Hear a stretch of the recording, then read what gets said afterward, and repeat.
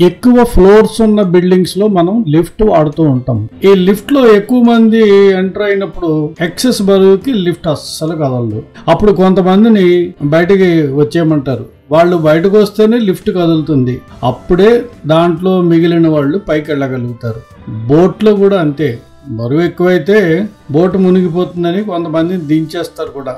అలాగే లైఫ్లో కూడా సేమ్ ప్రిన్సిపల్ని అప్లై చేయాలి మనం. ఎందుకంటే మన జీవితంలో ఎదగాలి అంటే కొంతమందిని వదిలేయాలి. మన లైఫ్లో నుంచి వాళ్ళని బయటికి పంపించేయాలి. అప్పుడే మనం లైఫ్లో పైకి ఎదగగలం, ప్రోగ్రెస్ అవ్వగలుగుతాం. విమానం నుంచి ఎడ్ల బండి వరకు ఇదే ప్రిన్సిపల్ నడుస్తూ ఉంటుంది. అందుకే అంటారు క్వాంటిటీ కంటే క్వాలిటీ చాలా ముఖ్యమని. మంది పెరిగితే మజ్జిగ పల్చన అవుతుందని ఓ సామెత ఉంది. అలాగే మన జీవితంలో కూడా మంది పెరిగితే విజయం పల్చన అయిపోతుంది. కనుక కొంతమందిని వదిలిపెట్టేయండి.